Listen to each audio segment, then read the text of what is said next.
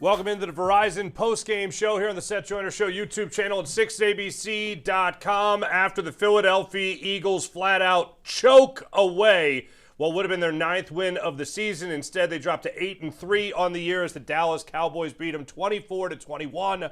A last-second field goal there to seal the win, but the Eagles absolutely fall apart after jumping out 21 points just like that. So easy it looked like in the first half. And then nothing in the second half. Defense tries to stand tall late in the game, but unfortunately allowed too many big explosive plays throughout the game. Penalties, injuries caught up to the Eagles, conservative play calling. What happened in that second half, Seth Joyner, that saw the Eagles have their wheels pop off the wagon? I've been saying for a while now that one of the Eagles' biggest problems, and it wasn't a problem in the first half, it became a major problem in the second half, is their third down conversions. They were 4 for 6 on third down in the first half, 5 for 12 overall, which means they went 1 for 6 in the second half in third down conversions. Just to give you an idea, okay, they went right before the half, they went 3 plays, 3 yards, punt. And then, they obviously had to kneel down at the half. Then they went 3 plays, 3 yards, punt. 6 plays, 18 yards, punt. 3 plays, 7 yards, punt. And then you had the missed field goal by Jake Elliott, the fumble, and then the punt again. Like, that's just abysmal. How do you go 3 successive series in a row with touchdowns and then all of a sudden just go absolutely cold? They gave up on the run game, and I kind of feel like they got a little bit too conservative in their play calling, with a 21-point lead. See, most teams, like you get an Andy Reid or you get a Sean Payton, and they get a 21-point lead, they're trying to figure out a way to blow the scoreboard up. That's right. The Eagles got very complacent with a 21-point lead, and slowly but surely the injuries and the shuffle that you had to make in the secondary put the Eagles' defense at a disadvantage, and it gave Dallas a chance to come back in this game. I don't know. I mean, to lose a 21-point lead, that's almost unfathomable. But, it is what it is. And, it's indicative of how this team is played from an offensive perspective. The defense made plays today, You get the bonehead special teams play. You can't have that. He's got to let that ball go and go in the end zone. We get the ball at the 20, and we're good. But, I don't know how much more you can ask from the defense, given the situation that they were in, all day long. They didn't get a lot of pressure on Dak. It was pretty evident that Vic didn't want to come after him too much, with the exception of a N'Kobe Dean blitz. And then when Adoree Jackson goes out, that's problematic because now you got to move Cooper DeJean outside where he's not 100% comfortable on an elite level wide receiver. And then you lose your safety, and now you got Sidney Jones in for Reed Blankenship. So it's always, a conglomerate of stuff that causes this team to play the way that they play.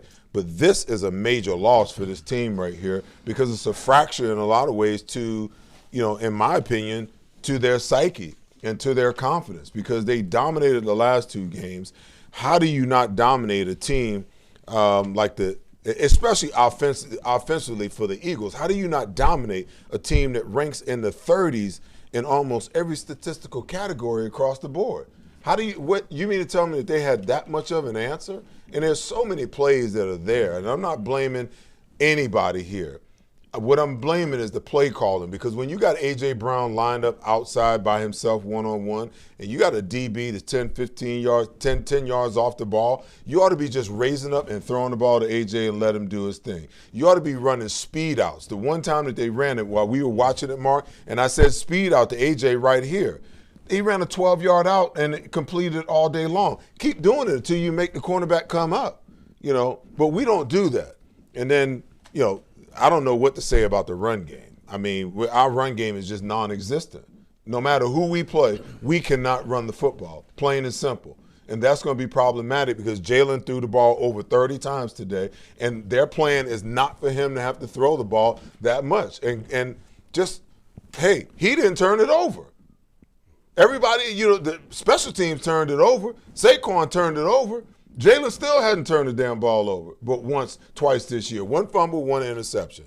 So I don't know. It's a big loss, man. Well, real quick on that, 39 pass attempts in total for Jalen Hurts. There's almost 40 pass attempts. You're not going to win many games, unfortunately, with doing that in this Eagles offense. On the run game, you're talking about 10 runs in the first half, 8 runs in the second half, and that includes 2 scrambles by Jalen Hurts. Derek Gunn, we're watching this offense again come up short, only play 2 quarters of worthwhile football. Wait a minute. Mark, I will say, I don't mind the fact that Jalen threw the ball 39 times. Okay. I really don't.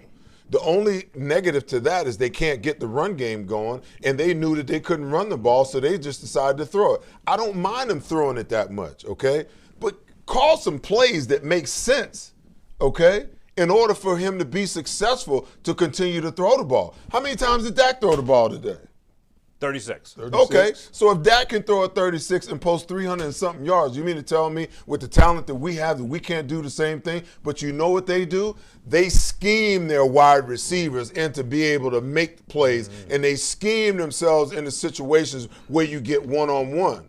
If teams are going to play us off the ball that way, I don't care whether it's Jahan Dotson lined up outside, A.J. Brown lined up outside, or Devontae Smith. If you got a cornerback that's 10 to 12 yards off the ball, it ought to be an automatic. I don't care if you got a run play call. Raise up and throw the ball. It's an automatic 5 yards on first down. Why does every other team in the National Football League do it except for us? Sorry about that, DJ. Go ahead. What did I tell you guys on the pregame show? Weird things happen in Dallas? Every time the Eagles play down in Dallas, weird things happen. And this was one of the weirdest doggone games you ever wanted to see. They jump out to the 21-0 lead.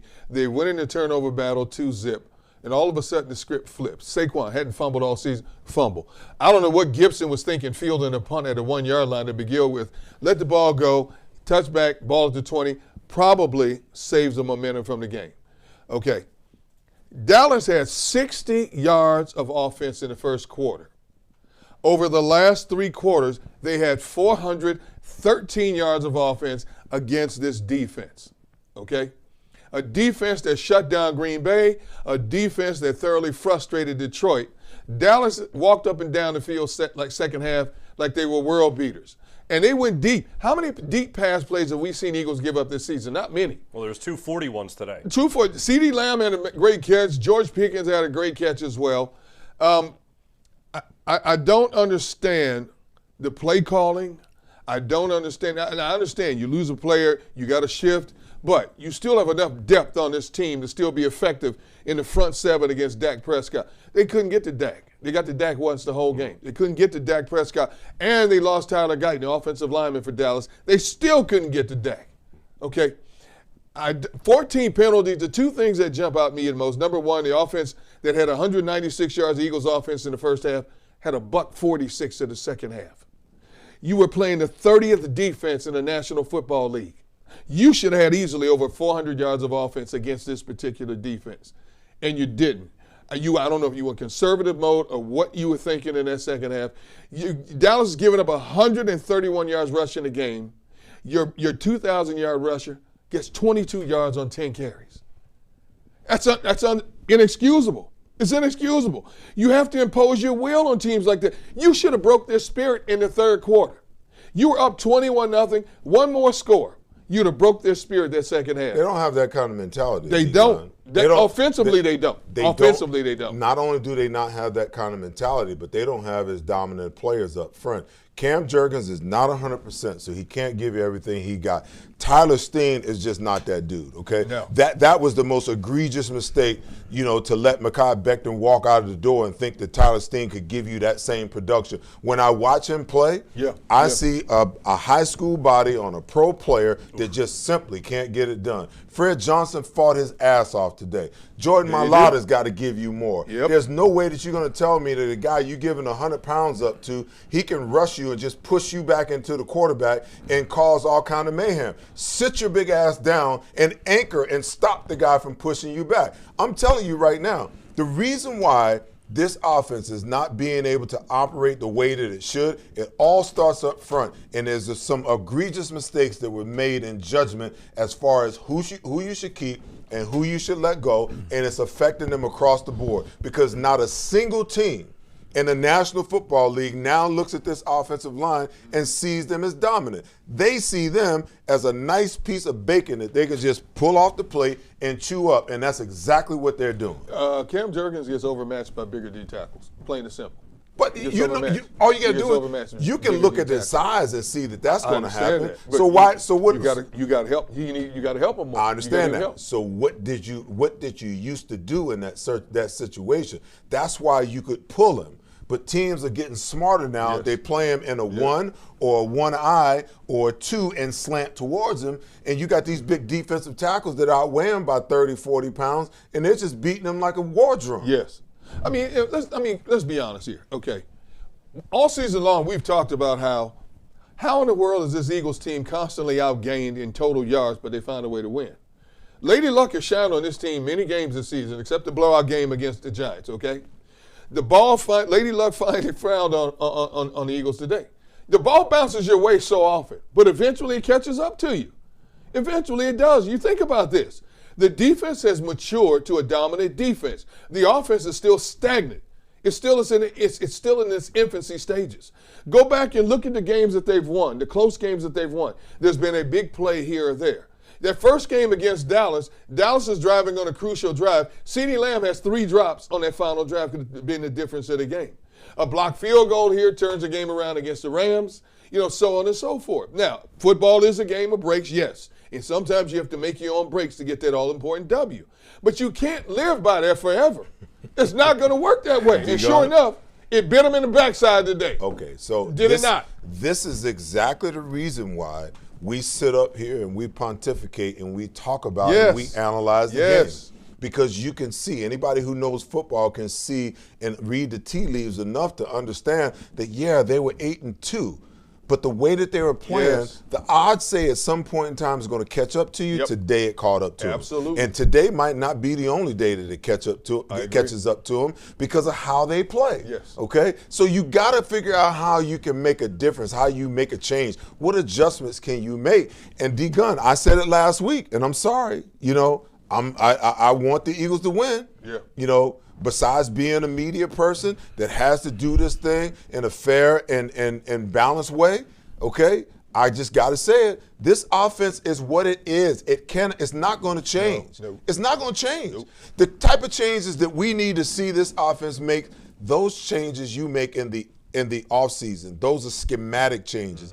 Those are formational changes, okay? So there's some little small details that they can change here and there, but for the most part, they are who they are, and they cannot change. And the problem is this is going to continue to be an issue for the Eagles all year long. When the defense cannot dominate the way they did the previous 2 weeks, even with a lead, that lead's not safe. And what's going to wind up happening was when the offense goes dormant, like it did there was 10 possessions. The Eagles scored 3 touchdowns on 2 or 3 of those possessions, okay? The rest of the time, it was just an absolute you-know-what show, okay? You can't have 7 possessions in a game No, you can't. in that manner and think that you're going to continuously win games. It's just not – this is not feasible. I want to make sure of something here. We're in week 12, right? We're in week 12. Right. This is the same show we did after week 1. Absolutely. Where the Eagles against the Cowboys in the second half were absolutely pantsed by Matt Eberflus for whatever reason. My thought is a lack of adjustments. Yeah, sure, you're talking about a team not being as aggressive as we saw in the first half like they were in week 1 against the Cowboys where they put up points, or this time around in the first half where, again, they put up points against the Cowboys. But in the second half, Seth, this is where I think it's the biggest indictment of Nick Sirianni and Kevin Patullo. Whatever the adjustment is by Matt Eberflus, they don't know how to make that in-game adjustment in order to counter whatever Eberflus is doing against them. You want to know something? And I'll pass it to you. I'm going to make this real quick, okay? What great offensive coordinators do is they have the ability, while they're creating their game plan, to create 2 game plans in one, okay? Because whatever you do in the first half, the great defensive coordinators, they're going to figure out how to slow it down or how to stop you, okay? So that's when you shift to your other game plan, okay? And you start calling plays off of that secondary sheet. And once you start calling plays off of that secondary sheet, then guess what? Now you forced him to adjust to that. That's why I always use the phrase adjust to the adjustments, because it's an ongoing thing. And Vic Fangio said, hey, if you got to wait to halftime to make your adjustments, you've already lost the game. So what I'm seeing is an offensive coordinator in Kevin Patullo and a head coach in Nick Sirianni that cannot make adjustments on the fly, because they came with the same thing that they did in the first half, the first 3 possessions, and ran it the following 7 possessions and got stomped. These numbers pertaining to Dak and the Dallas Cowboys against the NFC East are like mind-boggling. Dak Prescott, now 36-9 versus the NFC East. Now 7-1 versus the Eagles all-time at home. He's now 22-2 at home against the NFC East. He's 10-5 against the Eagles. His last home divisional loss, get this, his last home divisional loss, 2017. Now, as mediocre as the Cowboys have been through the years, those numbers, you can say what you want, but those numbers are quite eye-opening. What is it about him playing against the NFC East? What is it about him playing the Eagles in Dallas that makes him a Pro Bowl quarterback? It's phenomenal. You were talking about making adjustments like in training camp and so on and so forth. I've always said the first 4 to 5 games of a season is when you make definitive changes to your overall identity, okay? Especially in today's football where nobody starter plays in preseason anymore. Those first 3-4 games basically are your preseason games to get your footing under you. By then, you know your personnel, unless you start having a lot of players drop by the wayside to injuries and you keep bringing in a lot of components. But this Eagles team, for the most part, has been intact. You know your personnel. Hell, they should have known the personnel. He knows his personnel from last season. Offensively, they're all back from last season. That doesn't mean the only difference is the offensive coordinator. That doesn't mean that you can strategize just because you I understand it. But I'm saying you formulate your identity those first 4 or 5 games of the season. And like Mark said, we're still sitting here talking today, week 12, about the same crap we were talking about weeks 3, 4, 5, 6. About they play 30 minutes here, they play 30 minutes there. All of a sudden, they look like gang, but they come out, they throw the deep ball today. They throw some beautiful deep balls today. All of a sudden, they forget how to throw the doggone ball deep in the second half of the game. Well, how's that possible? Because when it's possible, D-Gun, because when you take it away, when a team makes the adjustments to take it away, then what other adjustment do you have? AJ should have had 20 catches today. No, I agree. You should have slanted him all day long. And guess what? I looked at Mark. I'm like, oh my God, AJ's in the slot. Yes. So they moved him around to be able to get him in a position to make some plays. Okay, but I don't understand. I don't. Dallas, for the most part, they are a zone team. Yes. So where's your zone beaters? Where's your zone concepts? I'm not talking about the ones where you check it down at 3 yards and you're playing against a fast defense that breaks up on the ball, and the minute you catch it, you make 1 yard and you're on the ground. Like, what kind of routes do you have that cross in front of dropper's face that pulls them out of zone so that you can hit routes behind it? We don't have any, because everything that we run is vertical. Everything we run is vertical, and we're trying to get above the linebackers, past the linebackers, and that doesn't work. You got to have something that's crossing across the middle of the field so that you can play with the eyes of defenders to make them move, to suck them out of a zone so that you can get stuff behind it. That's coaching, man. Okay. And how does Dallas Goedert only have 2 catches? Okay. Send him over the middle on this play and let him sit down. Jake Ferguson did it. He had 2 big catches. Jake Ferguson did it. They had 2 big catches, but guess what? They had penalties on it. I get that. On back-to-back huge plays for them. I get okay, that. And they had a pit call back because of a mental mistake. So then there you go with the other scenario is that the Eagles. How many penalties you say they had, Mark? They had 12 penalties. 12. No, 14. 14 penalties. 14 penalties. A season high 14 penalties. You cannot. That's inexcusable. You cannot thrive and survive with 14 penalties in the game, and then turn around in Dallas. They had a turnover and downs the first series, a fumble. So that's 1, 2, 3, the interception, and then they had another turnover on down on the darn goal line. Yes. So essentially, that's 4 turnovers, and you still lose the game? If you get 2 turnovers more times than not, that's enough for you to win. Think about this. Dallas could have scored 31 points if Blankenship hadn't made that pick in the end zone. It might have been 31 points that was scored. Okay? So there's you can only put so much or pressure. Pickens catches the ball in the end zone. Or Pickens. No. CD Lamb. If CeeDee Lamb don't drop Lamb. 3 passes again, Yes. my goodness, there's no telling this What the score is. Exactly. Yeah, I agree. I think you put way too much pressure on this defense. A defense as good as it is, you gave them offensively no help in the second half. And I don't care how good a defense is, a defense wears down. I don't care if it's the first-ranked or fifth-ranked defense. You cannot leave it on the field as long as this Eagles offense continues to leave this defense on the field. Degon, I'm telling you, that right there might be the most profound point right there. You cannot. Is you stress this defense to a place. Yes. You had Tom Brady talking about the toll that those runs take time after time again. Right. But when you consistently go 3 and out and punt, 3 and out and punt, when you're punting all the time, you can't even taste the Gatorade as a defensive player on the sideline because before you know it, you're right back out there. Absolutely. And I'm telling you, this has been a problem. The Eagles rank 29th in the National Football League coming into this game in third down conversions, okay? 29th, that's 33% of the time. As an elite level defense, if you can hold a team to 33% on third down, that's a winning formula. It's that way today. It was that way. That was one of our objectives back in my day. And they're even worse today. 5 of 12. 1 of 6 on third down in the second half alone. That is the most profound thing about this whole game, D-Gun, is that you know what? The lack of the offense's ability to maintain drives and maintain possessions just wore our defense completely down. Eagles ran 29 plays in the first half. They ran 29 plays in the second half. That's it. Dallas ran 31 plays in the first half. They ran 37 plays in the second half.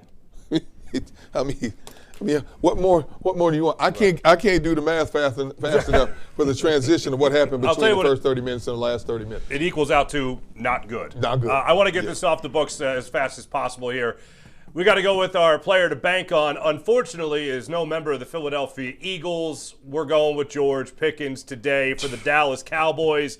9 catches, 146 yards. His longest was a 43-yard reception. He did have a touchdown on 9 targets. 9 for 9. A perfect day for George Pickens. 9 for 9. He ended up being on the day. Just getting a late stat in here. 9 receptions, they credit him for 146 yards and 1 touchdown is what it equaled out to be. That changed since we made the graphic. When we come back, we're going to hear from Bailey Livesey as far as what you guys have to say about this embarrassing Philadelphia Eagles second half collapse for the second time against the Dallas Cowboys. Hey, Bailey, we want all the smoke, too. Bring it. There you go. We'll be back here with the Verizon postgame show.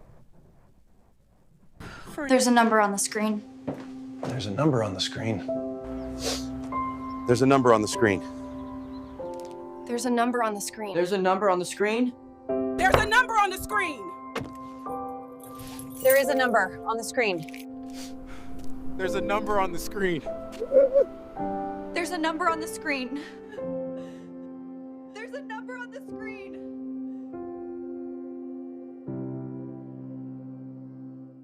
Since 1893, Weber Display and Packaging has been Pennsylvania's leading manufacturer of corrugated packaging and displays. We're family owned with 4 Philadelphia locations, 2 converting facilities, a warehouse, and a fulfillment center. Designed through delivery, we exceed customer needs. Weber Display and Packaging, our core values drive everything we do. Come join our team. This upcoming segment is brought to you by Verizon. Still trying to crack the code on what's going on with this Eagles offense, especially in the second half, especially against the Dallas Cowboys as they take the 24-21 loss at AT&T Stadium in Dallas. We'll go to you, the fans, as Bailey Livesey, our social media correspondent, has been monitoring the chat as well as social media to see what you wonderful people are saying. Bailey, what's going on? Well, Mark, I thought we were getting away with no fire Patulos until the second half came along. Fans want to know exactly where things went wrong. In your opinion, what moment would you say is when things started to go downhill for the Eagles? I mean, I wish I could say I was confident in the Philadelphia Eagles when they're up 21-0, but when you know they're going to hit the conservative button like they did in the second half of this one and everything is short, and we're seeing plays that are left out there on the table for the Eagles to be made when there are constantly 8 to 10 yard cushions on both A.J. Brown and Devontae Smith, and you don't see them go for those easy yards and go for those easy plays until I believe their second to last possession of the game, where they only happen to get back-to-back first downs, doing exactly what Seth and I were actually saying during the game. That just makes you think they don't know how to make the in-game adjustment to keep an offense rolling. And the other part of it is, unfortunately, I don't think they want to. They want to just make sure they play not to lose instead of playing to win. You know, the funny thing is that Jalen Hurts has made the comment before, you know, sometimes I feel like, we're playing, not to lose instead of playing to win. And I don't know. I think that, when all of a sudden you go 7 plays, 49 yards, 16-yard touchdown to A.J. Brown. Then you turn around, you go 12 plays, 76 yards, 7 plays, 7 yards, Hurts scramble, 6 plays, 66 yards, 1 yard, tush push, and all of a sudden you just go dormant after that. You've got nothing else. You got nothing left. I just don't understand, in the National Football League, and Matt Eberflus is a good defensive coordinator. He's got a good reputation. But come on, man. The Dallas Cowboys defense is not that freaking good that you could just shut the Eagles offense down in that manner after you just roasted them for 21 straight points. 21 unanswered points. And then all of a sudden, you're incapable of scoring any more points the rest of the game. That's almost criminal, man. For me, it was when the Eagles defense allowed Dallas to walk 89 yards in 7 plays in 2 minutes, 16 seconds. That's when I said, we got a problem. You let Dallas score too quickly. And when they scored that quick, that's when that momentum shifted, because after that, you got a false start.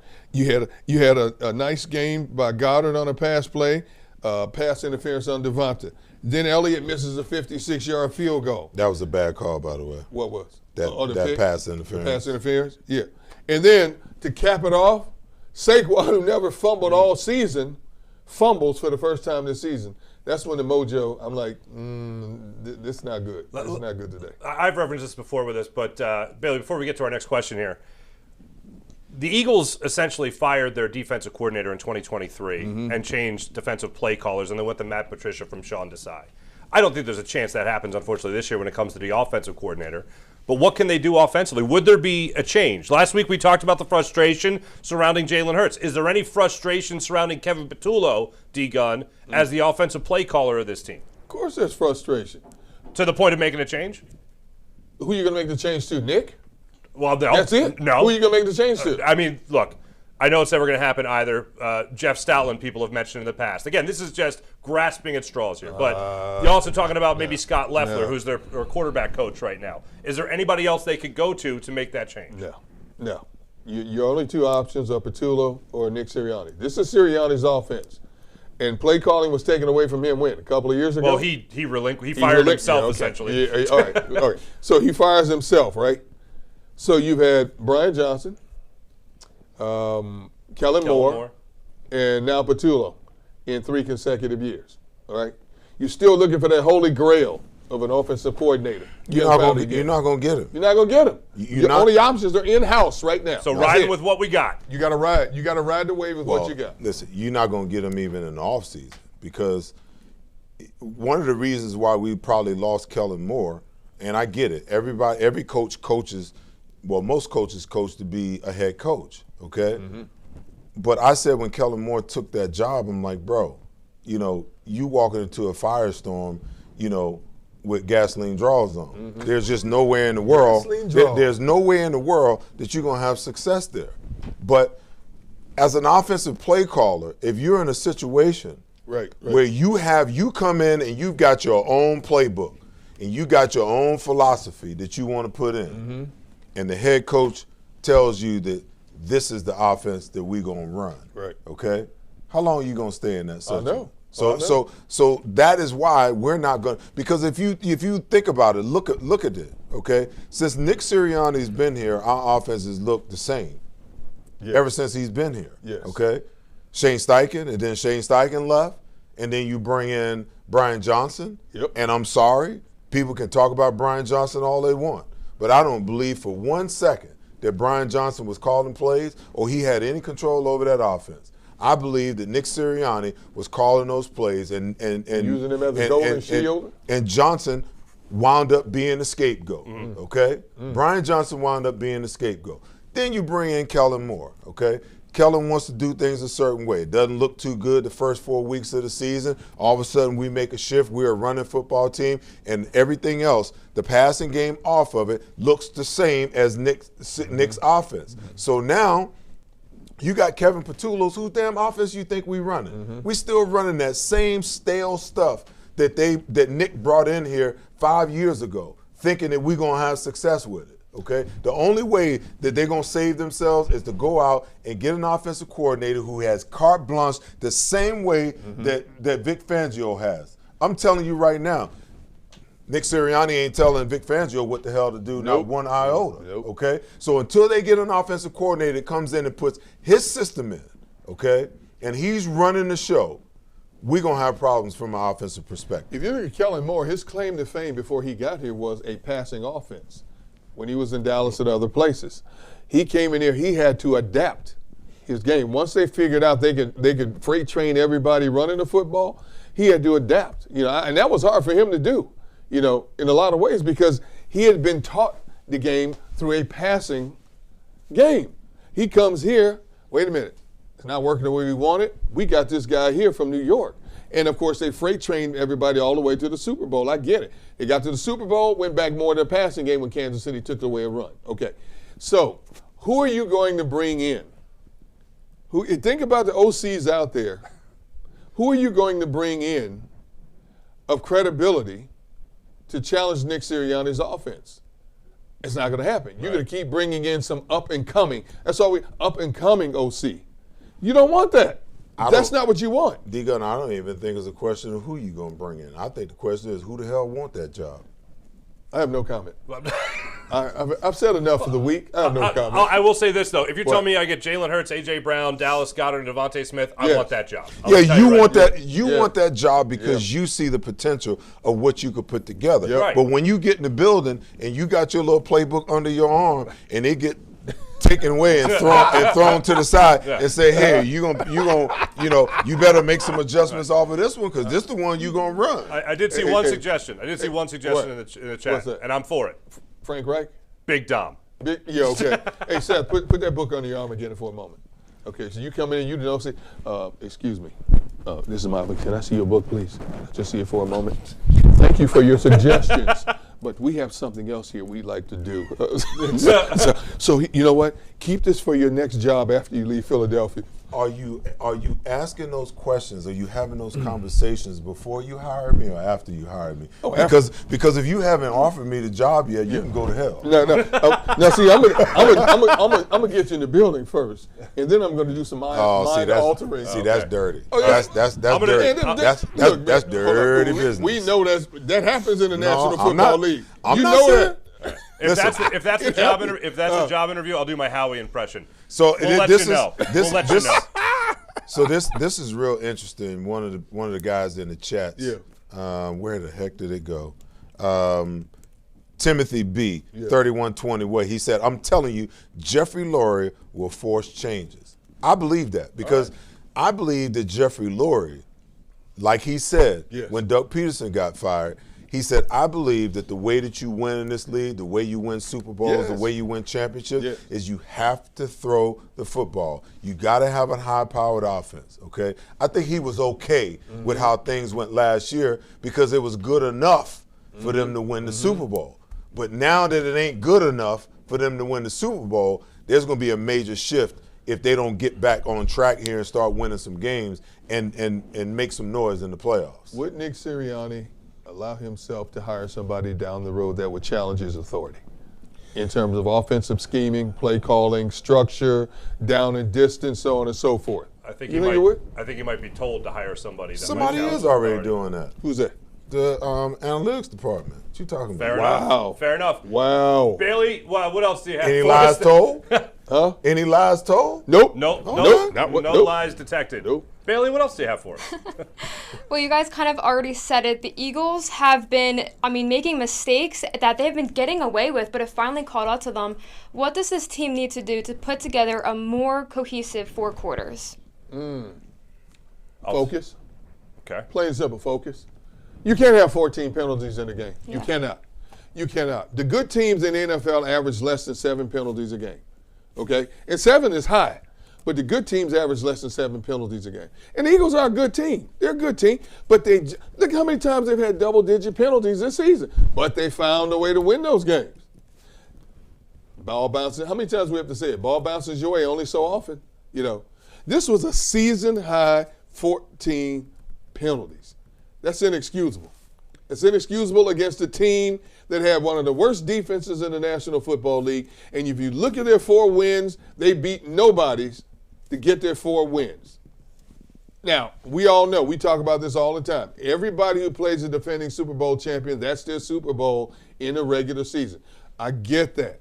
And a team that's defending that trophy can't be perfect all the time. You're going to have hiccups.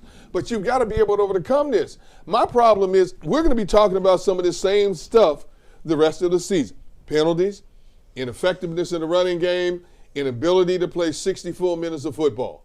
I don't think we're done talking about this yet. Well, you know what I always say. I mean, if you want to understand why teams get penalties, oftentimes it's because a guy either knows he's beat or he's out of position. Now, the pre-snap penalties, the mental things where you like jumping off sides and moving, Right. those are fixable. Right.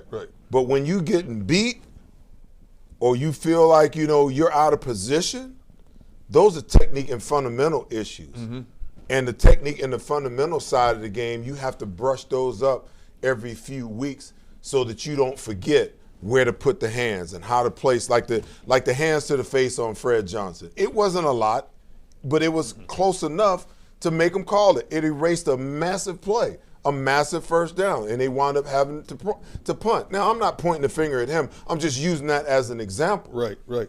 But 14 penalties, D-Gon? 14 penalties and 1, 2, 3, 4, 5 punts, a missed field goal, and a fumble. Jeez. You don't deserve to. They listen, as well as they played in the first quarter, the first half of that game, or the first quarter and a half, they didn't deserve to win the football game over the last, 2.5 quarters, 3 quarters. Another game this season where the Eagles unfortunately only play 2 quarters of football. And, of course, there's 4 of those that they need to worry about. Bailey, what else do you have for us? We talk a lot about Kevin Patullo. We talk a lot about the Eagles' execution. But fans want to know, what is Nick Sirianni's role in this team's struggles? To summarize what we've covered already, I'll just say that he's the guy that's supposed to set the tone. He's supposed to do the game plan, occasionally make the decisions on 4th down, occasionally call a play, suggest a play, but it goes through a number of different channels, if you will, from Jeffrey Lurie and analytics to Jalen Hurts' head on the field in his pre-snap read. There's a number of things. We could go to the 4th and 6 play that they made against the Dallas Cowboys, against the Green Bay Packers. That was a play that was within the play. That's even what Jalen Hurts said about it. They did something that was off of that play call. Instead of the slant, they ran the go ball. They went with the go ball to A.J. Brown, and obviously it didn't work out. But there's a number of guys that can wear the hat of blame with this Eagles play calling, whether it has to do to a check down with Jalen Hurts or it has to do with the original play call itself from either Nick Sirianni or Kevin Patullo. But for you guys, do you guys put most of the play calling in the pocket and the responsibility of Kevin Patullo, or do you still think Nick Sirianni has a lot of his hands on that? No, I put it on. You always put it on the head coach because Nick is going to step into step up to the podium here in this presser in a little while, and he's going to take the blame. Mm-hmm. He's going to take the bullet, and he's going to say, hey, listen, it always begins with me, okay? If it always begins with him, then it's incumbent upon him to ensure that the changes on the offensive side of the ball are prevalent enough and sufficient enough to get the job done, okay? Kevin Patullo, like I said, he's running Nick Sirianni's offense. And if he's running Nick Sirianni's offense, nobody knows that offense better than Nick. So nobody has the wherewithal to make the changes and the adjustments and the little tweaks to it better than Nick. So if you're not seeing it, it first begins with Nick, and then it filters down to Kevin, because Kevin's the one that's got to deal with what he's got to deal with. You know, there's a difference between chicken and chicken salad. Gotcha. Chicken, what's that? I ain't going there. I think we understood. I think we got it. It's YouTube. We can say what we want to say. I know we can. The digital world, of course. Don't you think we said enough last week? Yeah, good point. Yeah, good point. Valid point. Yeah. I thought we were just getting warmed up. Bailey, thank you so much. Much appreciated. Of course, thank you. Absolutely. Bailey lives here, our social media correspondent, breaking it all down for us. When we come back, we still hope to hear from Nick Sirianni, come to the podium shortly in Dallas. We'll also hear from Dr. Bruce Grossinger when we come back, the drive of the game. All that and more on the Verizon postgame show. Picture this. You play big-time college football, you get some NIL money. You get drafted in the NFL, and you start making real big money. However, you're 23 years old, and you don't have any credit. Here at Mid-Penn Bank, we're helping these athletes establish credit with secured credit cards and other strategies that can help develop their credit now, so as they continue to make money, they can have long-term success financially. We're at 42 minutes. What's that? We're at 42 minutes.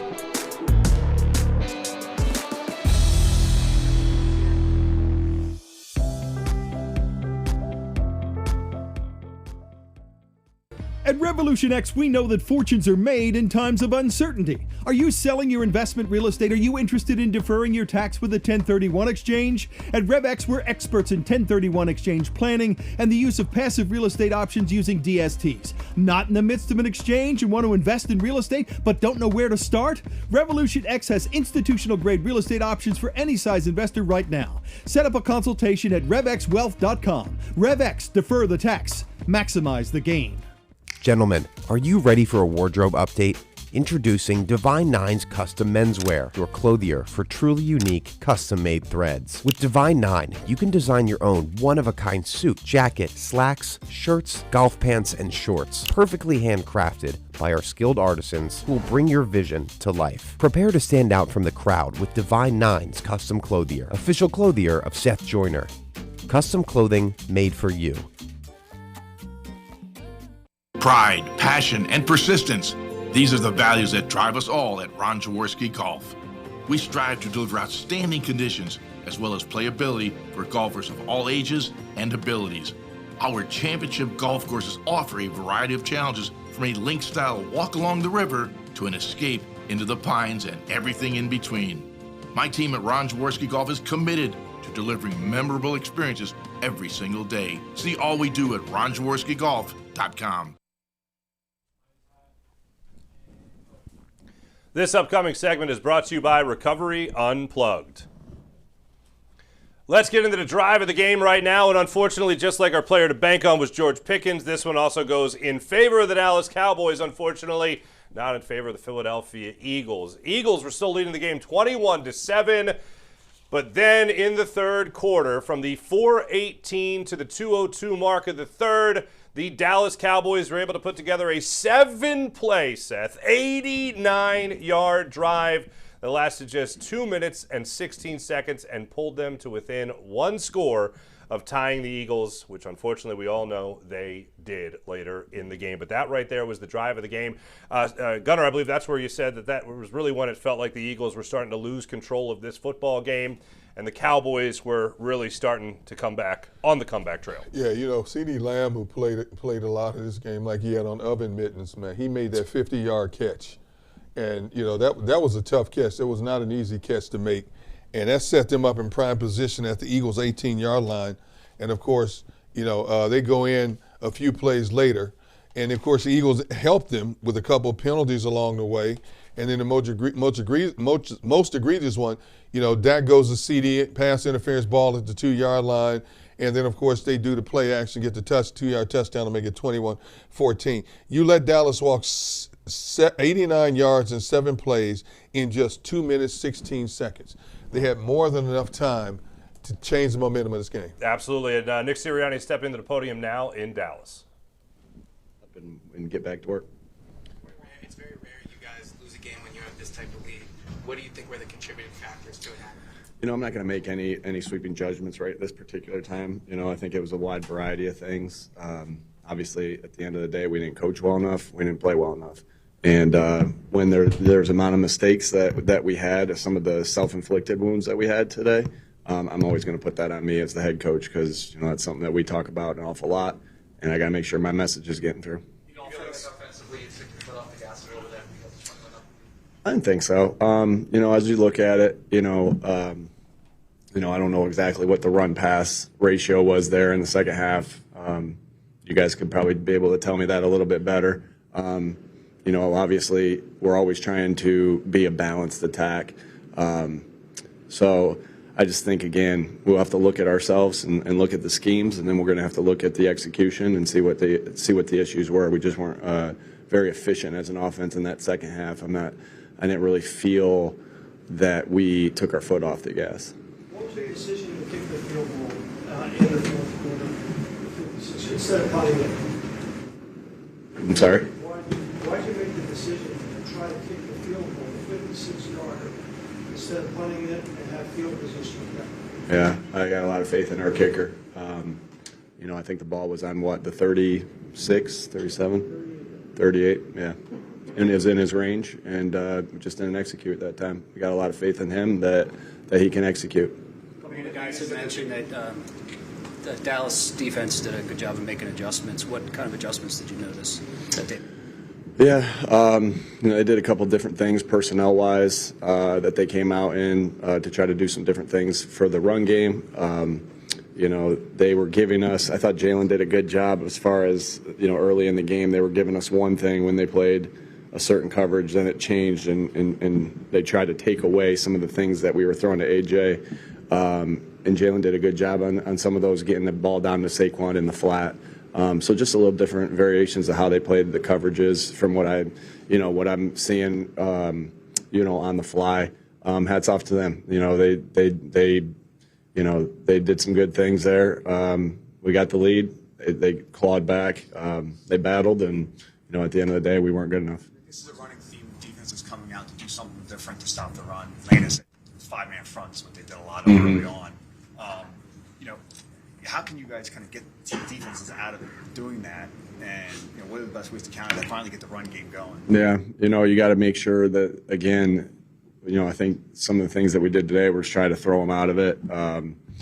Because when you have 5-man on the run, obviously, then they're going to have one less guy there into the coverage. So I think we did some of those things. Obviously, not well enough.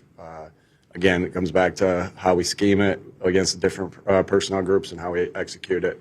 But we have to find a way to be, anytime you're one-dimensional, that makes it tough. I think we didn't have the run game going again. And when I say that, it's on everybody. It's on the coaching. It's on the playing.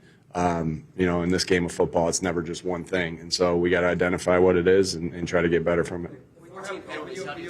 Yeah, uncharacteristic of us, obviously. Always put that on me. If there's stuff that we spend time going over, obviously I got to get my message across better. So that's got to be on me. And we'll fix the things that we need to fix technique-wise, look-wise. But we gotta master the things that require no talent, and that's always going to be on me when something like that happens. Nick, when you had 14 penalties today, very uncharacteristic for you guys. During the week, did you sense maybe there were issues leading into the game? And as a coach, how do you go about this following week trying to correct that amount of penalties? Yeah, just like you correct everything, there's not a pre-snap or post-whistle penalty that we won't talk through. I know some of them happen in the heat of the game, holding call or hands to the face. a pass interference. Some of those things happen in the heat of the game. You can live with those, but the other ones, you know, we got to make sure that we're mastering the things that require no talent. And again, I got to be better with my message to them. Again, anytime it's a whole full team thing like that, again, it's hard to say, hey, it's this or it's that. But anytime it's the full team that we're making, because we made them on special teams, we made them as an offense. I don't think we had any pre-snap stuff on defense, but I'm going to put that on me. When you have receivers like AJ and Devontae and Dallas, who all are obviously talented, get yards after the catching, you can throw Saquon in there too. Why at the end of the first half, 17 seconds, couple timeouts, why go into the locker room at that point? Yeah, 17 seconds. We'll get into where our cutoff is. The ball was on, what, the 32, 28-yard line. Yeah. If you look through a lot of that stuff, you know, I've looked at all those throughout the last 15 years. That was the decision I made to go with that at that particular one. You know, a lot of things happen in those scenarios when you're against the clock. We tried to run it to see if we could bounce one out of there and see what happened after that. You know, and you know we didn't get anything there. So then we let the clock run out there. And they had their timeouts as well, you know, and that kicker can make it from long range. So, you know, we had that 21-7 lead, and that's what I decided to do at that particular time. A similar situation earlier in the year where a loss and then a short week. What did you learn from that you can apply? Yeah, you know, I didn't think that the loss that we had to Denver was an indicator of what happened in the Giants game. Listen, we just didn't coach or play well enough in either of those games, and they got us. So, you know, again, it's about being able to fix the things. So the things that we made mistakes on tonight, coaching and playing, doesn't repeat itself. And so it's finding that time to be able to do that, you know, and getting up and going back to work, even though you got a bad taste in your mouth and we're going to have a shitty plane ride home. So it's just about fixing the issues in a short week while you're also trying to prepare for the next team. And so we got to do a good job of that. Defensively, how tough is it, you know, with what's going on? Obviously, they have a good offense, but, you know, you have guys going in and out, you know, due to injuries or whatever. How tough is it to adjust, you know, as that's happening? That's the nature of this profession. You know, you got guys that you know, go through the length of a season, and there's going to be injuries. And, you know, we have the next man up philosophy. We do a lot of things to put them in positions to have the reps, as many reps as they possibly can. Even, you know, that's why we do our developmental periods and stuff like that. So we're trying to do everything we can to give them those game-like reps in practice, running our plays, both offensively and defensively.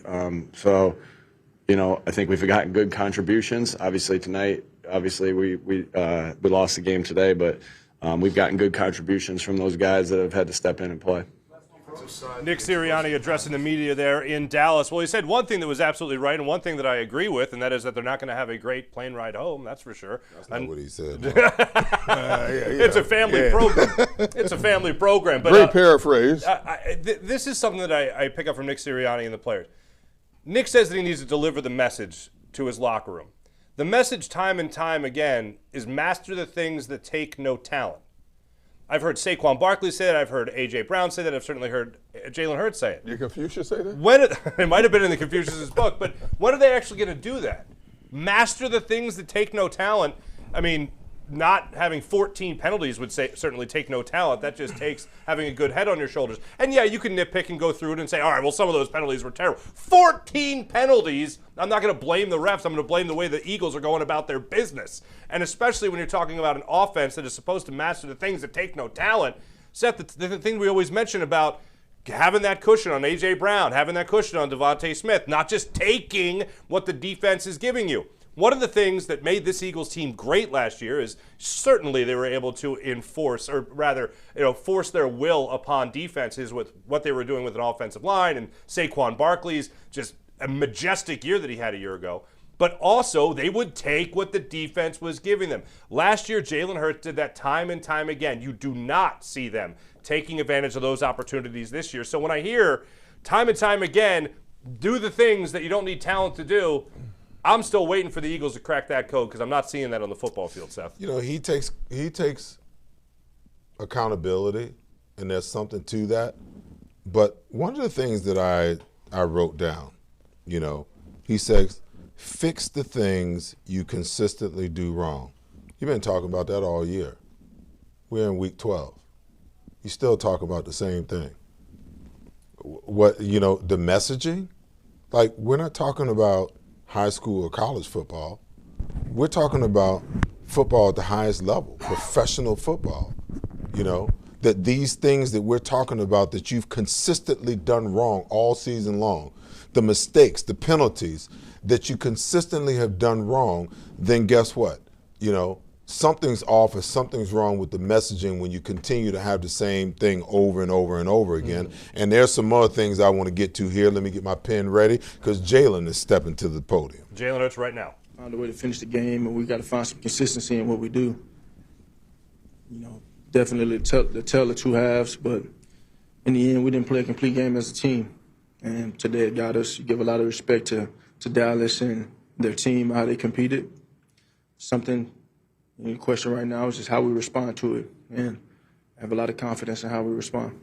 The offensive linemen said they came out and did some different stuff up front in terms of stopping the run with 5-man fronts. Yeah. Did they change that after you guys got up 21-0? I think that's just how they're built now, given the 3 interior defenders they have. They want to keep their best guys on the field, and it's very effective for us, and it was something that we didn't handle as good as we'd like to, so good opportunity to build if that's something that teams show us. How difficult has it made life offensively without being able to lean on the run game like we're accustomed to seeing?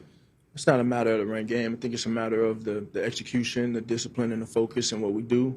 And collectively, we just have to take a step in that. It's been a lot of instances where it's shown up and it's gotten us, but we've been able to figure it out and will ourselves to a win. And tonight we didn't. You know, we played a hell of a first half, and then we didn't play, you know, not even a close enough to our standard in the second half with the things that take no talent, honestly. I look at a lot of those explosive plays and a lot of those opportunities.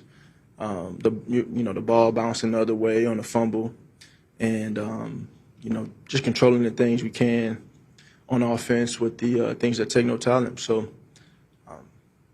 lots of room to learn from, and, we got a short week to respond on it.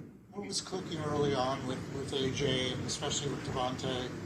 You were going to those guys pretty often, and then it seemed like, they kind of took them away after that. What did you see? It's just our approach and how we handled everything as the game went on. At the end of the day, it's about executing. You execute what's called. You go out there and you try and bring that to life. And we executed well in the first half, and obviously a lot of things that we could control that didn't go the way we wanted them to in the second. So just got to build off of it. Today wasn't enough. It wasn't enough to win. Where are you with in-game adjustments? Do you feel like that's an area that the offense needs to grow in from here to the end of the year? Always room to grow in in-game adjustments. It's a matter of having confidence in what you do and what you're doing, and everybody being on the same page when we do it. I think that's a great question, but then again, you look inward first, and so looking at the things that we can control from a penalty standpoint, execution standpoint. Those are all things that we can control, and so I don't point towards how we adjusted or what we did or what we didn't do. In the end, we had an opportunity to win the game, and we didn't. And so we gotta own this one, let it light a fire in us as a team, and stay together and move forward. The third down sack, what was your perspective on the play, on the final possession? You like to think, you can will yourself and make something happen. In the end, the opportunity to make a play, it just didn't go our way.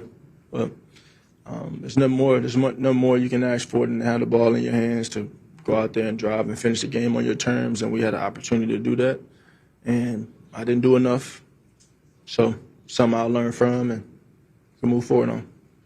You spoke about things that require no talent. 14 penalties tonight. It's the most since the first game with Nick. What was the issue as far as the penalties? When I think of penalties, pre-snap penalties, I think of focus, I think of alignment, I think of the discipline to executing those things, that's what comes to my mind. Ultimately, those are things that we have to eliminate, and you got to continue to merge things together, continue to come together, continue to focus on the things together. I think every game has looked different a bit. Every game has looked different a bit, and it's have different things. The things we can control have always kind of come up, and so you got to continue to tighten up our focus, tighten up our approach, so we can eliminate that. A few of them brought back really productive plays. Yeah. Like, how do you think the guys respond, or is that? Jalen Hurts, I thought one really interesting thing from what he said there was when he was asked about the adjustments they need to make as an offense. Didn't go into depth about what they needed to do. He just said, that's a pretty good question right there. Leads me to believe that he thinks there needs to be more adjustments made in that second half just a wee bit. Seth, what did you get out of that? Let me say something. I got a lot more out of Nick Sirianni's press conference than I did Jalen. You talk about, coach speak and, blah, blah, blah, blah, blah. There wasn't a whole lot there, And listen, he's going to come out in his press conference and echo some of the same things, that Nick Sirianni says. We need to take care of the things that you don't need talent for. That's a damn lie, because you ain't in the National Football League if you ain't got talent. Everything that you do in the National Football League requires talent, because it's your manhood against somebody else's manhood. And if you don't have the talent, guess what? You ain't going to be able to do it, So I just want to go back to Nick. The thing that blew my mind with his, data analytics reference, data over 15 years, okay? So when you start talking about data that you've acquired over 15 years that said that you should do X, Y, and Z, come on, man. What about the feel for the game? What happens in the flow of the game?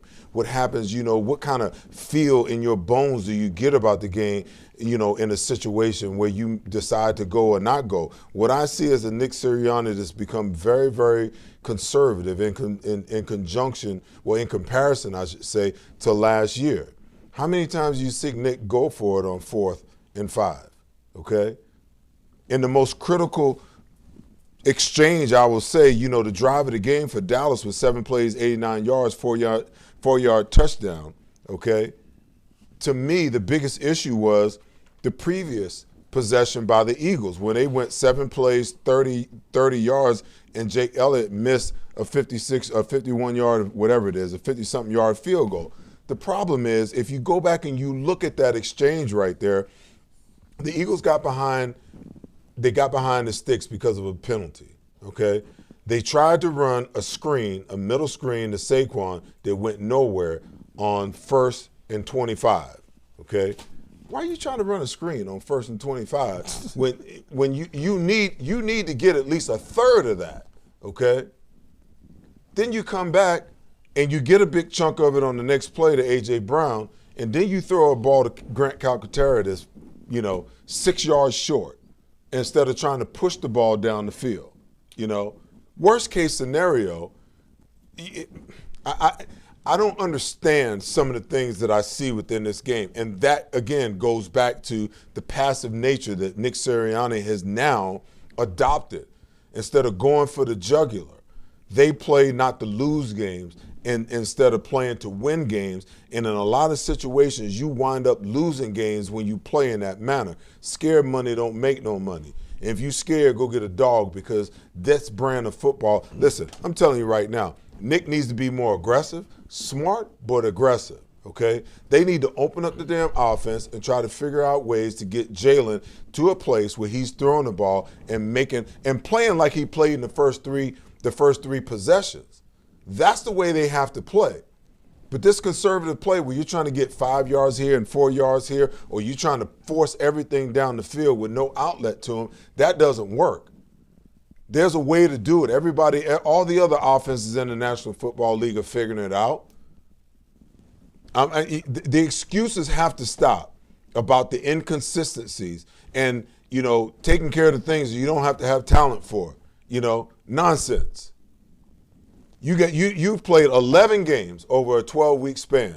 And the same things you were talking about fixing and improving in week 1, 2, and 3, we're still talking about it in week 11 and 12. Makes no sense whatsoever. Maybe they can't fix it. Maybe they can't. Then maybe you need to go find somebody that can't fix it. Who you going to find though? I don't know. Go find. You can call the wizard. You can call the wizard for all I care. This year, nobody. You can't find anybody. This year, nobody. This is what it is. Doug Peterson's name's been mentioned quite a few times. Brian Dable's name's been mentioned. This is just names that people have thrown out there in terms of guys that could fix it possibly. Do they go outside after 1 year?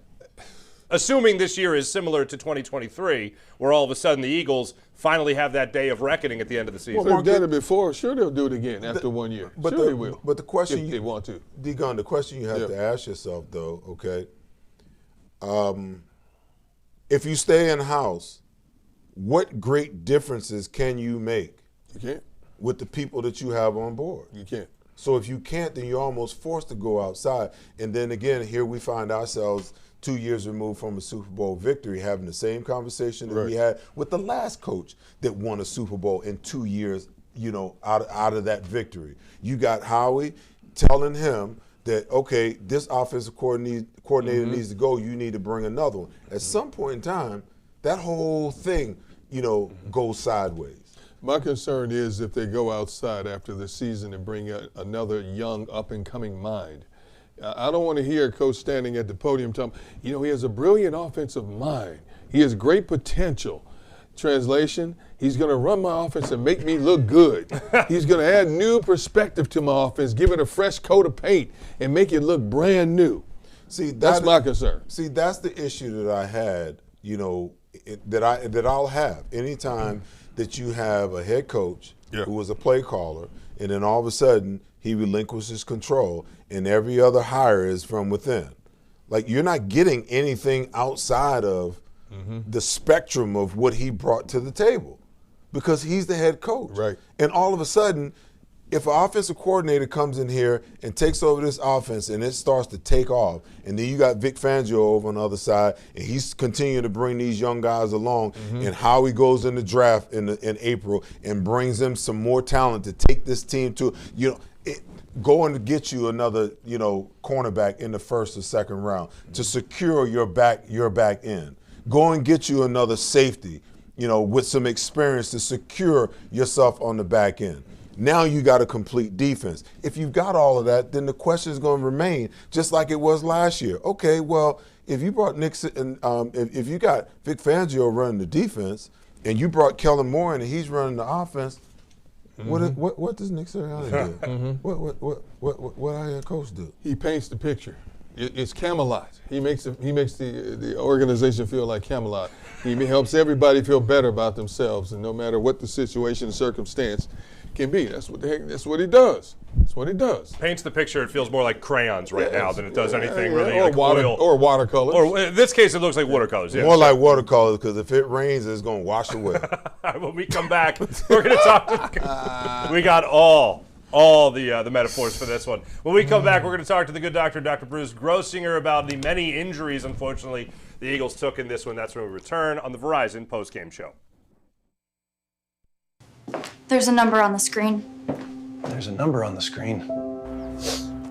There's a number on the screen. There's a number on the screen. There's a number on the screen. There's a number on the screen. There is a number on the screen.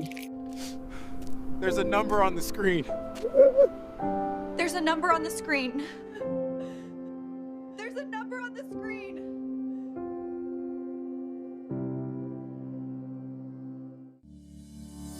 Business owners love the path of least resistance.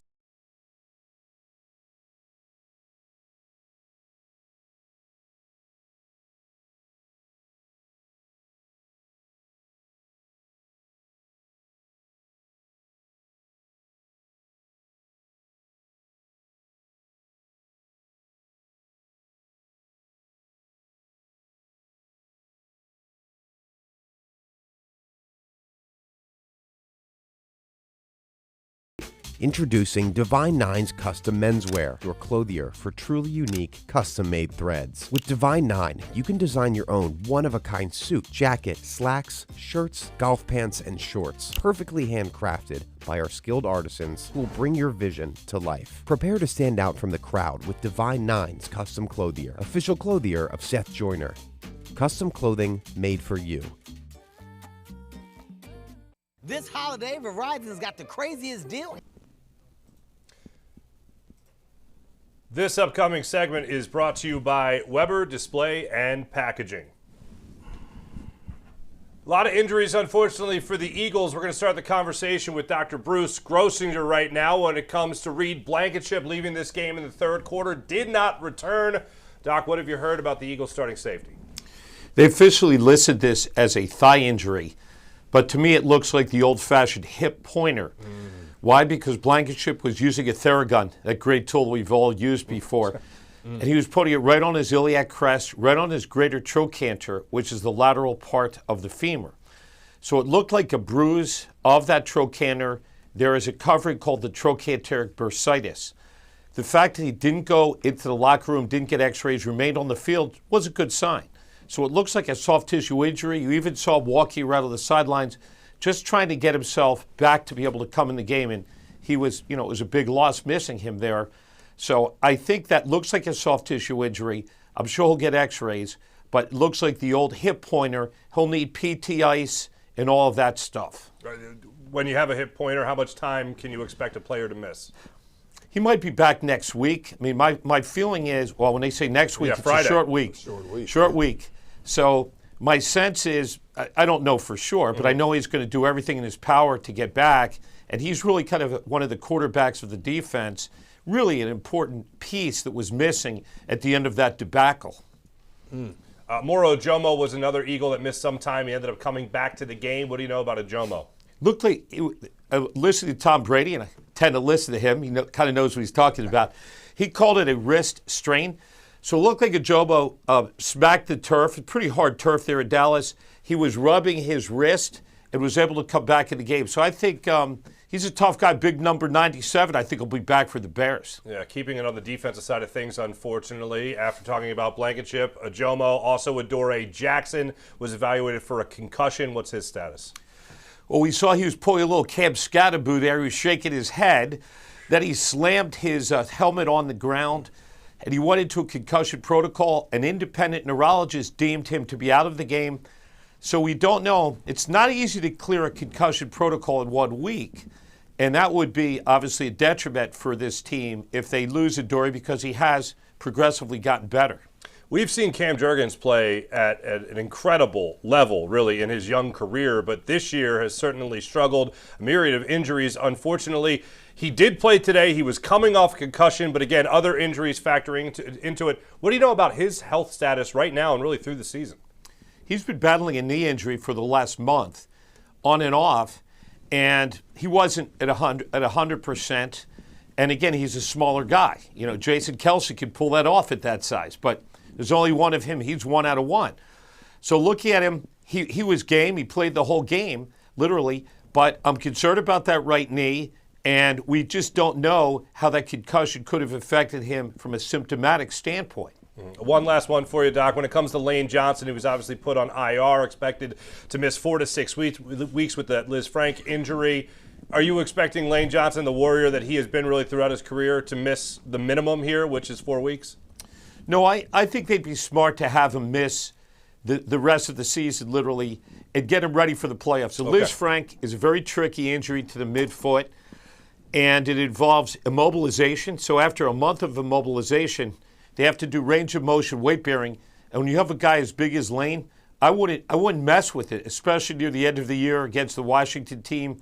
So in the ideal scenario, they will really let that Liz Frank ligament rest in the midfoot and bring it back for the playoffs. That's the most optimistic. I know Jeff McClain reported earlier, 2 days ago, that they were going to repeat x-rays next week because he had so much swelling they couldn't definitively rule out an avulsion or a fracture. Every day that goes by is good because you haven't heard that. If he actually had a fracture, an avulsion like Nakobe Dean, Cam Newton, and those kind of players, that's a surgical injury. So far, I think if we could get Lane back for the playoffs, I think that would be optimistic. Great. Dr. Good Bruce. stuff, Doc. Dr. Bruce Grossinger, thank you so much. Appreciate you as always.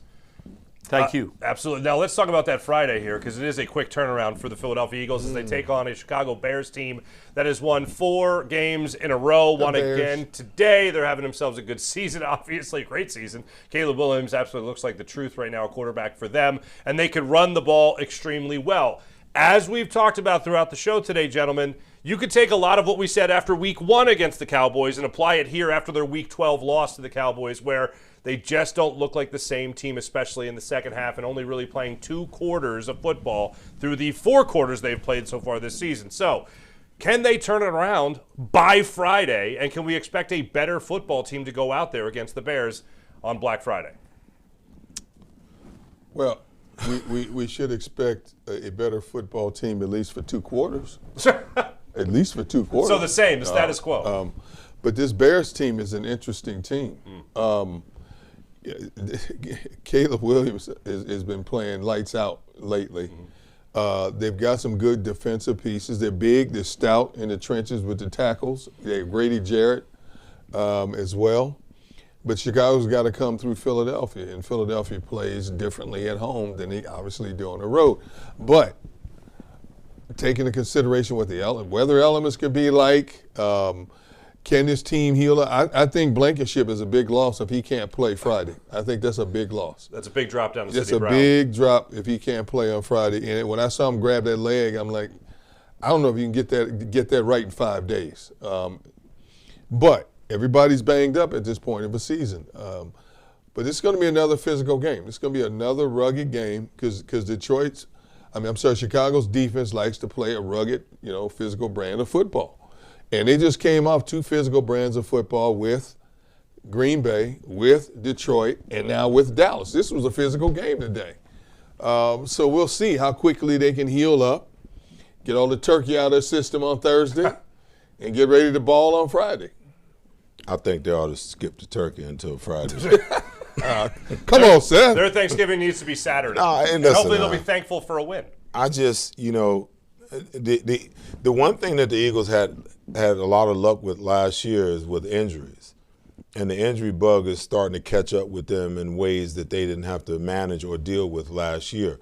Reed Blankenship is a big issue because you already have a rookie to start opposite him, and then you put Sidney Brown in there. And I was continuously watching, once Reed went out because I wanted to see the communication because Reed is the one that communicates on the back end. He's telling everybody what to do. And now all of a sudden you got 2 guys back there, with a mouthful of nuts and they ain't saying nothing. They ain't talking to nobody. That's problematic. Like the players call, you should be alerting each other. And then Sidney Brown got the big eyes. He don't know whether to go 100 miles an hour or to go 50 miles an hour. So, and then you got Adoree Jackson. And I think that Cooper DeJean is one of the most elite athletes in the National Football League. But from what I saw tonight, I don't think that he's an outside corner.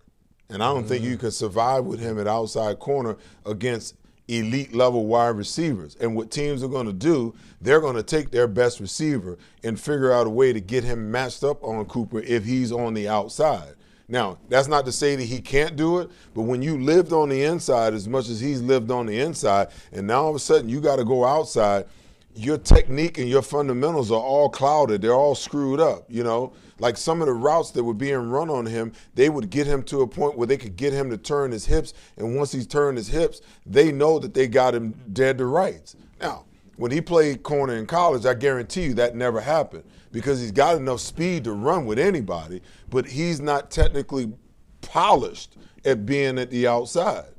So is that something that you could do on a continuous basis? Because you bring in, what's Michael Carter Jr. or Michael Carter II. I thought he acquitted himself pretty darn well at the slot. So I kind of get the sense that this is what we're going to look like the rest of the way.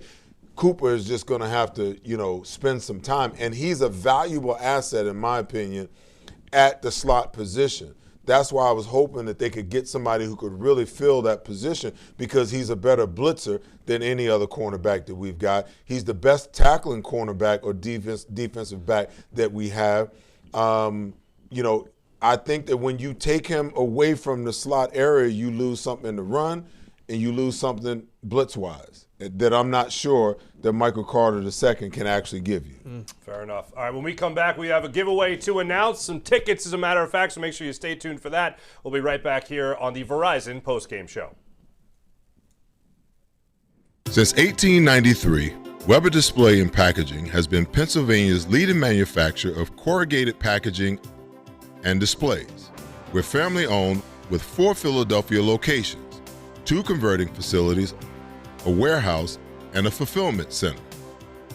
Designed through delivery, we exceed customer needs. Weber Display and Packaging. Our core values drive everything we do. Come join our team. Pride, passion, and persistence. These are the values that drive us all at Ron Jaworski Golf. We strive to deliver outstanding conditions as well as playability for golfers of all ages and abilities.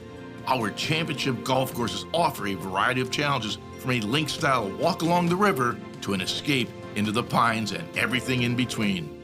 My team at Ron Jaworski Golf is committed to delivering memorable experiences every single day. See all we do at ronjaworskigolf.com. At Revolution X, we know that fortunes are made in times of uncertainty. Are you selling your investment real estate? Are you interested in deferring your tax with a 1031 exchange? At RevX, we're experts in 1031 exchange planning and the use of passive real estate options using DSTs. Not in the midst of an exchange and want to invest in real estate but don't know where to start? Revolution X has institutional grade real estate options for any size investor right now. Set up a consultation at RevXWealth.com. RevX, defer the tax, maximize the gain. This upcoming segment is brought to you by Mid-Penn Bank. Before we get to our giveaway, there was one thing that I know, Seth, you really perked up at during Nick Sirianni's post-game press conference, was when he was asked about the very question we started the show by talking about, which was in-game adjustments, particularly in that second half. Matt Eberflus had you shut out in the first game that the Eagles saw the Dallas Cowboys in the season opener on Thursday night in Week 1. Then again, shut out again in the second half of this game. It went touchdown, touchdown, touchdown for the Eagles. They never saw the end zone again. What did you make of his response, or lack thereof, when it came to adjustments by the Cowboys? He didn't have a clue. He didn't have a clue. I mean, the guy asked him the question, and he started doing this song and dance, and he went off about, something that Jalen was doing and how he was throwing the ball to Saquon on the sideline. Like, come on, man. And different personnel. Yeah, I mean, when I hear nonsense like that, okay, that really makes me worry, because when the head coach, who's supposed to be an offensive guy, is not aware of the adjustments that were made against him, that tells me that he didn't make any adjustments to what they were doing.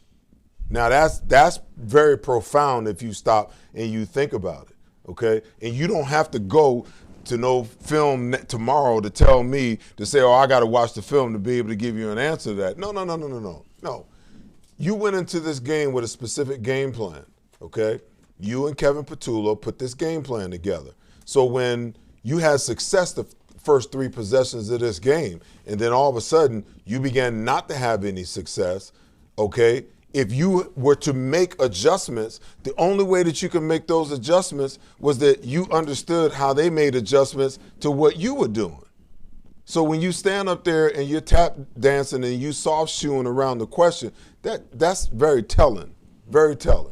It's concerning, absolutely. I think he's covered. I think he's covered for real. Covered who? Everything that went wrong. He's covered. He's covered for everybody and anybody that went wrong. Yeah, but you know what? You can't cover for Kevin Patullo because those two are attached to the hip. I understand that. Kevin Patullo is just as complicit in this offensive debacle in the second half as Nick Sirianni is. But what is the head coach's job, though? To shield the masses. So that's all he's doing. He's shielding the masses. He's not going to tell you. I mean, they're not going to tell you exactly who screwed up, why they screwed up, where they screwed up. I mean, no head coach is going to do that. I get that, but at least act like you know what kind of adjustments was made. You know what I'm saying? I was about to say something. I'm going to leave it alone. I'm going to leave this alone. I mean, because I'm going to leave it alone. If I'm standing up there, I could have came up with something. I'm like, okay, they went to the 5-man line, so, we made an adjustment. And I'm not saying that you give up state's evidence because you don't want to give too much information, because your next opponent is probably going to be looking at that press conference to try to figure out, okay, can we glean anything from what he said? Absolutely. Okay? Absolutely. But there's also a way that you can kind of throw us a little breadcrumb, have us believe or have us think that, you know what the heck you talking about. Come on, man. All right, now I know it's not the most attractive thing to do right now with the Eagles taking this loss, but we do have tickets to give away, Seth. Hey, people need, there's nothing wrong with that. Yeah, we got to go to a game. We're going for the spectacle. The day after Thanksgiving, on Black Friday, Louchman 5903 just won himself a set of 2 tickets for the November 28th game. What? Yes, sir. The guy with 59 in his name. No way. Just email me down at SethJoynerInfo@gmail.com. And someone will get with you to make sure that you get those tickets for this Friday. Last question I have for you, gentlemen. If you're a player, what are you losing sleep over tonight? Or a coach even, what is the thing that happened in this game, penalties, specific play, whatever it might be? Is there one thing in particular that's making you think twice about this game? There ain't nobody sleeping tonight, D-Gun, that wore the Kelly Green, okay? Because they let this one get away. This one is worse than the Denver game that they blew and let it get away. Yes. Because it's similar if you really stop and think about it. The Eagles dominated until the fourth quarter. When Bo Nix got hot, they couldn't stop him. Right. And then they took that game over and they won that game. This is worse because they dominated the first 30 minutes. 30 minutes of that game, and not even that much, because they began to probably the first 25 minutes of the game. Okay, they dominated. And from that point on, they were sleepwalking the rest of the way. So, ain't nobody getting no sleep. And this one hurts more because that's an inter-conference game that really don't matter. This is a divisional game, and it's a conference game, which shifts the focus of everything because now you're one game further away from shutting down the division. And after tonight, with the Rams already up against the Tampa Bay Buccaneers, last time I looked, 14-0. 21-7 now. 21-7. Now you're in a situation where at this point in time you locked into the 2 seed, and if everything goes the way that we would like for it to go, you got to go to LA. That's not a good scenario. For me, it's we blew a 21-0 lead on national TV to a team that had won 4 games against inferior opponents. Not even a win. Not one of the wins was against a winning team.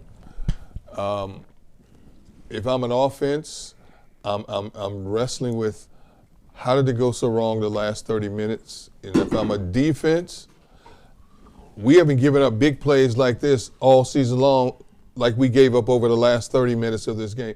And that's not just passing the ball, because Javonte Williams was running through some people in that second half. So we had breakdowns across the board in both the passing defense and the run defense as well. Those are the things that I'm losing sleep over leading up to a short week against Chicago. There's one thing I'm going to lose sleep over, and that's the fact that we missed a major story last week, Derek Gunn. What was that? This man's birthday. What? This man's birthday. Man. Major story. The giveaways just keep on coming right now, as a matter of fact. I wish this was a victory. I know. Man, he looked good for 73. I know. Oh, wait. Keep going. Don't hate, black don't crack. There you go. Hello. Hello. Man. Hey, keep on coming, by the way. This is the Gladius from our friends over at Tinderbox as well. Well, sweet. And then another one of these wonderful Lord. Padrones as well. Don't want to miss gosh, that one. And then this is one of the best ones from the Tinderbox as well, so enjoy that for your birthday, my friend. Happy birthday to you. I appreciate it. And thank you to our friends at the Tinderbox who host us while we watch the game. At least we get to enjoy a fine cigar no matter what adjustments the Eagles aren't making in those games. Also, thank you to White Dog Cafe for providing our dinner for tonight. We appreciate that. And Creative Outfit for doing a great job. Are we throughout almost the broadcast. done? Are we done? Yeah, we're done, man. I know. We got to pub the giveaway one more time. Oh, this is the season of blessings. Yes, of course. So I'm gonna give my guys in the back a little time. There we go. This is the season of blessings, and the Joyner Family Foundation once again is continuing to raise funds to bless our 3 families. We've raised enough to probably pull in 1 or 2 more families. So we want to bless as many as we possibly can. So we're in partnership with the Legacy Plastic Surgery Group. There is the QR code you can scan to donate. You can donate as little as you like, as much as you like. There's no limit to what we're trying to do, but we're just trying to, live the creed and, to whom much is given, much is required, wrap our arms in love around these families that are less fortunate than we are. And we're looking forward to doing it. And for those who have donated, we want to say thank you. And for the ones that are contemplating, we're going to go ahead and thank you in advance. There we go. Appreciate that. Appreciate everyone contributing as well. Well, from all of us here at Creative Outfit here and also the Seth Joyner Show YouTube channel and 6abc.com, we appreciate you guys joining us despite the outcome. For Dr. Bruce Grossinger, Bailey Livesey, Derek Gunn, Seth Joyner, I'm Mark Farzetta. Thanks for joining us. And hey, you won't even have time to miss us. We'll be back with you guys on Friday for the 3 o'clock kickoff between the Eagles and the Chicago Bears. A couple of 8-3 teams in the NFC looking to assert their dominance. We'll talk about that more on Friday. We'll see you guys then. Happy Thanksgiving, guys. Happy Turkey Day. Don't miss me too much.